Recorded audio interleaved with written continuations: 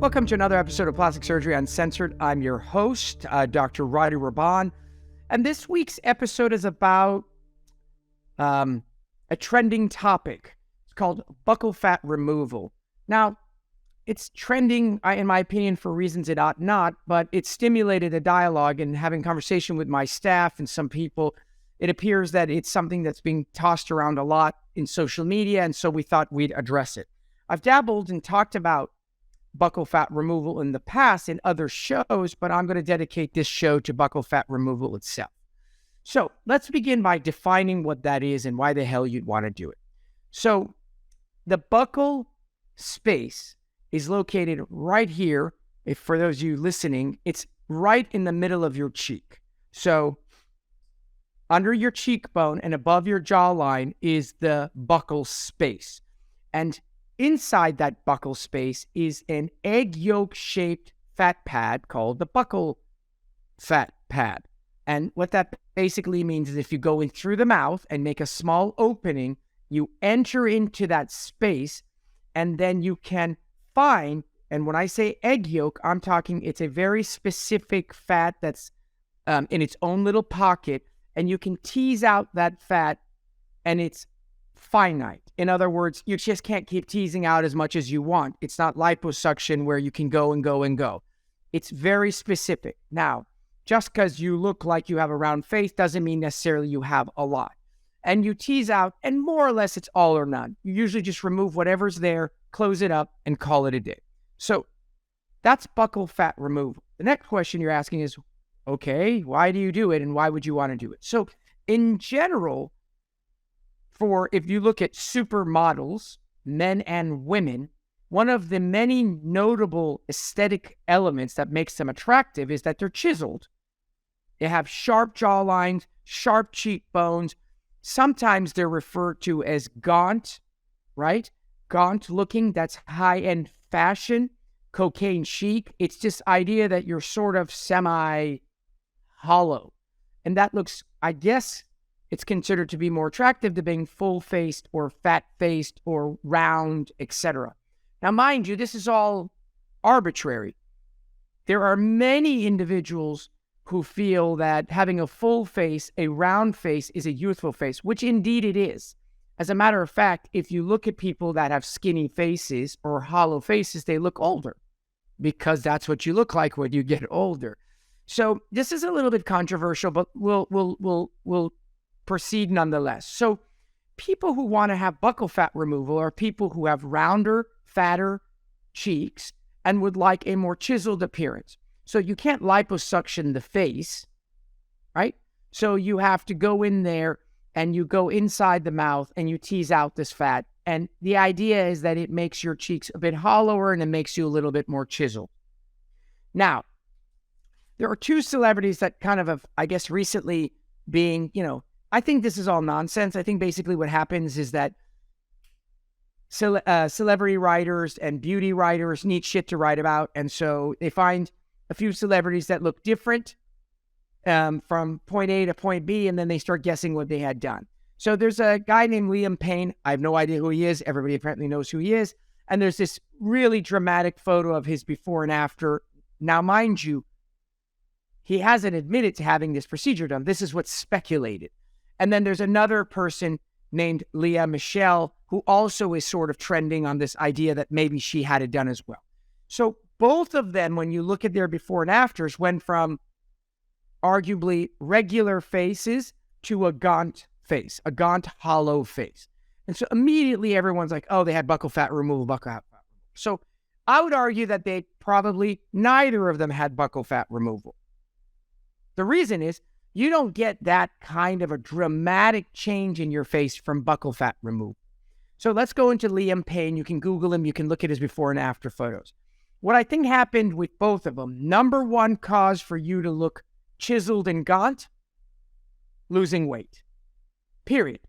Why was once in doing triathlons, I had a thyroid issue. I got down 25 pounds less than I am now, and I'm not overweight. And my face was so hollow, I looked like I was 87 years old.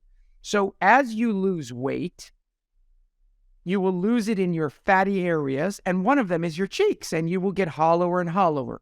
So for sure, if anything, with Ozempic and all these other weight loss medications, I actually think it's more likely that they lost weight from their before and after photos than if they had the buccal fat removed. The second thing that's happened, at least with Leah Michelle, the photos they show, she got older. They show a picture of her in 2007. I don't know, she's in her early 20s. And then they show her a photo of her in 2022, which is like 15 years later. And they're like, yeah, she had buccal fat removal. No, she didn't. She got older. Every person looks hollower and hollower when they get from 30 to 40 to 50 to 70. That's what happened. So that's the second thing that I think happens to you. And therefore, the reason why it's considered a bit of a cautionary tale. This is why. Let's say you take Leah Michelle. Let's just take for a moment. Again, this is alleged that she had it done. I don't think she has. But let's just say she didn't have it done. Okay? And you look at her, and look what happened to her in 15 years. She went from being arguably, whatever, round-faced, to now having never had anything done, being hollow-faced.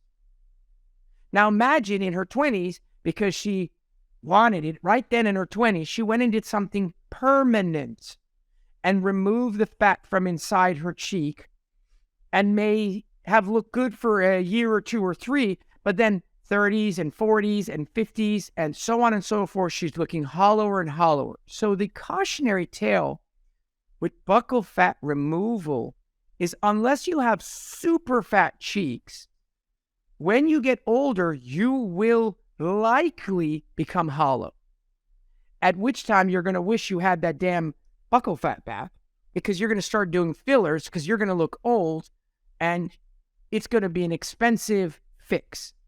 So I think, and I have patients who come and ask for it all the time, I think the indicated patient is not someone that is normal and wants to look gaunt, because they will get gaunt. It's rather someone that's really full-cheeked, and you're just trying to take a chip off of it, and therefore the buccal fat is a good way to go. As far as Liam Payne is concerned, actually, I looked at his photos.